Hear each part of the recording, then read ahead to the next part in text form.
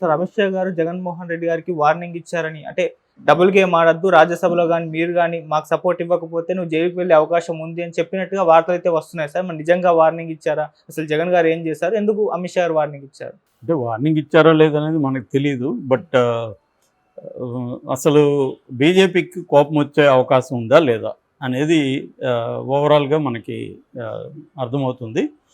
మామూలుగా అయితే జగన్ కొంతవరకు బీజేపీ మీద ప్రెజర్ అయితే తీసుకొస్తున్నాడు. ఢిల్లీలో మొన్న పెట్టడంలో ఉద్దేశం అదే క్లియర్గా. లేకపోతే ఇప్పుడేదో నిజంగానే అంత ఘోరమైన పరిస్థితి ఆంధ్రప్రదేశ్లో ఉందంటే అంత ఘోరమైన పరిస్థితి ఏం లేదు. ఖచ్చితంగా దాడులు అయితే కొంతవరకు జరుగుతున్నాయి. అక్కడ హత్య కూడా అదేదో తెలుగుదేశం సెంట్రల్ కమిటీ ప్లాన్ చేసిందేం కాదు.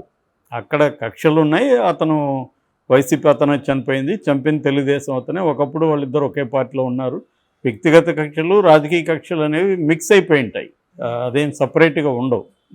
మనకి రాయలసీమలో కూడా గతంలో ఫ్యాక్షన్ అంటే రెండు విలేజ్లు, ఒక విలేజ్లో రెండు ఫ్యాక్షన్స్ రెండు పార్టీల్లో ఉంటాయి. అది ఇంకా సపరేట్గా వేరే ఉండదు. పార్టీ లైఫ్ వ్యక్తిగత లైఫ్ అనేది సపరేట్గా ఉండవు. అలాగే అయిపోతుంది కాబట్టి వాళ్ళు మాట్లాడుతున్నారు. కానీ దాన్ని నేషనల్ లెవెల్లో ఇప్పటికిప్పుడు ప్రొజెక్ట్ చేయాల్సిన అవసరం జగన్కి ఏమొచ్చింది అన్నప్పుడు ఒక పాజిబుల్ ఎక్స్ప్లెనేషన్ ఏమంటే జగన్ బీజేపీకి మద్దతు ఇస్తున్నాడు. ఇప్పటికి కూడా బీజేపీ కూడా తీసుకుంటుంది. మొన్న కూడా స్పీకర్ ఎన్నికల్లో బీజేపీని అడిగింది మద్దతు ఇవ్వమని. నిజానికి బీజేపీకి అవసరం లేదు, అయినా కూడా బీజేపీ అడిగింది, వీళ్ళు కూడా ఇచ్చారు.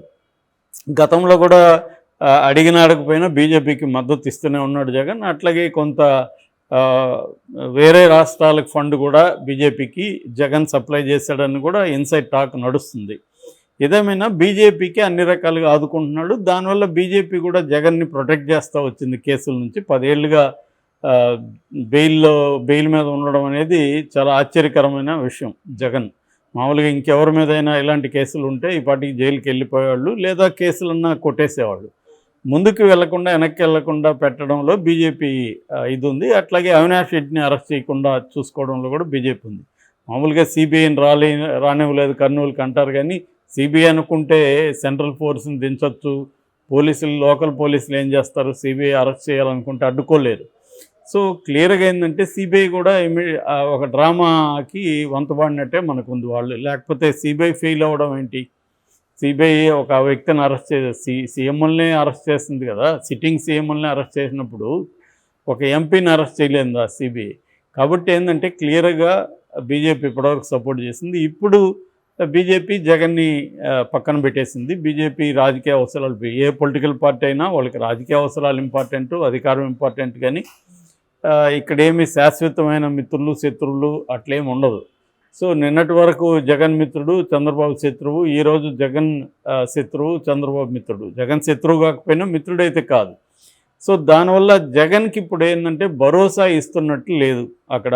అంటే నేను కేసుల నుంచి కాపాడుతాము, చంద్రబాబు కేసులు పెట్టకుండా చూసుకుంటాము అనే భరోసా ఇవ్వలేరు. ఎందుకంటే కొంతవరకు ఈ సిబిఐ కేసులు, ఈడీ కేసులు ఏవైతే ఉన్నాయో దాదాపు 20 కేసులు ఉన్నాయి. ఆ కేసుల్లో కొంతవరకు ఏమన్నా హెల్ప్ చేస్తారేమో, కానీ చంద్రబాబుని కట్టడి చేసే పని బీజేపీ చేయలేదు. ఎందుకంటే చంద్రబాబు మీద డిపెండ్ అయ్యి, ఆంధ్రప్రదేశ్లో ఉన్న 21 మంది ఎంపీల మీద డిపెండ్ అయ్యి ఎన్డీఏ ప్రభుత్వం ఉంది. కాబట్టి ఇక్కడ చంద్రబాబుని కంట్రోల్ చేసే పరిస్థితి కంప్లీట్గా ఉండదు. కొన్ని విషయాలు ఇప్పుడు రాష్ట్రానికి ఏం ఫండ్స్ ఇవ్వలేదు, చంద్రబాబు కూడా గట్టిగా ప్రెజర్ చేయట్లేదు. ఒక అప్పు 15,000 కోట్లు అప్పు ఇచ్చారు తప్ప, బీహార్కి అదే సమయంలో 59,000 కోట్లు గ్రాంట్ ఇచ్చారు. అప్పు కాదు, సహాయం.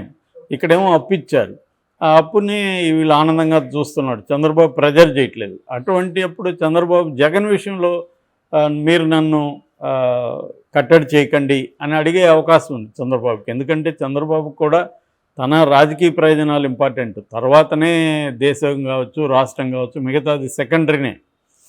ఇవాళ అన్ని రాజకీయ పార్టీలకి ఫస్ట్ ప్రయారిటీ వాళ్ళ ఉనికి, వాళ్ళ అధికారం. దాని తర్వాతనే రాష్ట్రం గురించో ఇంకో దాని గురించి ఆలోచిస్తారు. చంద్రబాబు కూడా అదే ఆలోచిస్తాడు. చంద్రబాబు ఎవరికైనా కూడా ఇమీడియట్ ప్రయోజనాలు, దీర్ఘకాలిక ప్రయోజనాలు ఉంటాయి. ఇమీడియట్ ప్రయోజనాలు చంద్రబాబుకి ఏంది, జగన్ పార్టీని మ్యాక్సిమం తొక్కేసేయాలి. తొక్కేసి 2029కి తమ గెలుపు మళ్ళీ సులభంగా జరగాలి అనేది ఉంది. ఎందుకంటే ప్రతిపక్షం స్ట్రాంగ్గా ఉంటే ఖచ్చితంగా ఫెయిల్యూర్స్ ఉంటాయి. ఆల్రెడీ సూపర్ 6 అమలు చేయడం కష్టంగా ఉంది. ₹100 ఆదాయం ఉంటే ₹110 వ్యయం జరుగుతూ ఉంది. ప్రజలు కూడా ఆలోచించాలని చంద్రబాబు పిలిపించాడు. అంటే ఏంటి అర్థం?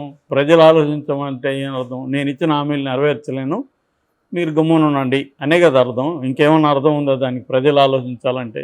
సో కాబట్టి ఆయన చేయలేడని ఆయనకు ముందే తెలుసు. దాన్ని ఇప్పుడు మెల్లమెల్లగా చేయలేమనే విషయాల్ని రకరకాల పద్ధతుల్లో చెప్తున్నారు. సో దీనికి వ్యతిరేకంగా ప్రజా ఉద్యమం ఖచ్చితంగా ప్రజల్లో ఆగ్రహం వస్తుంది, నమ్మించి మోసం చేశారన్న ఫీలింగ్ వస్తుంది. సో వచ్చినప్పుడు జగన్ దీన్ని ఉపయోగించుకొని ఒక ప్రజా ఉద్యమాన్ని నిర్మించగలిగితే అప్పుడు మళ్ళీ చంద్రబాబుకు ఓటమి తప్పదు.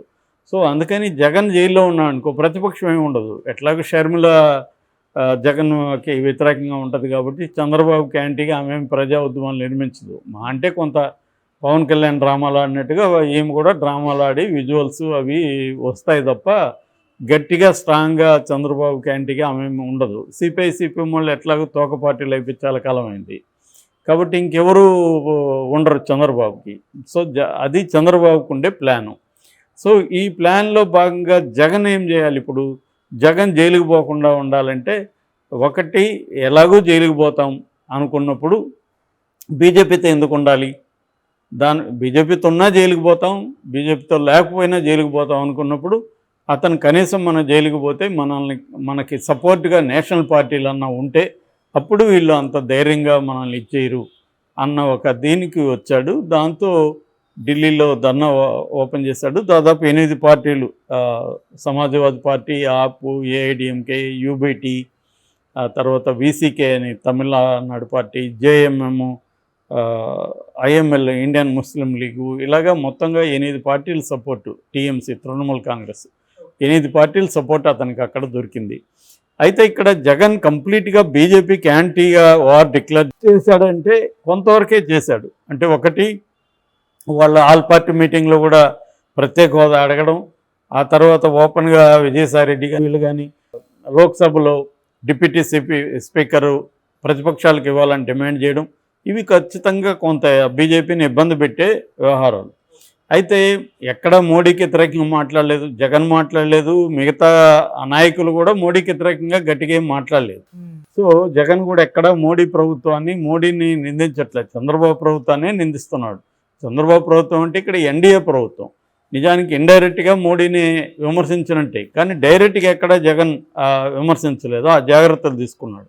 అట్లాగే జగన్ ఈ ఇండియా కూటమిలో చేరుతాడనే దగ్గర ఏమీ సిగ్నల్స్ ఇవ్వట్లేదు. నిన్న కూడా జగన్ ప్రెస్ మీట్లో ఏం చెప్పాడు?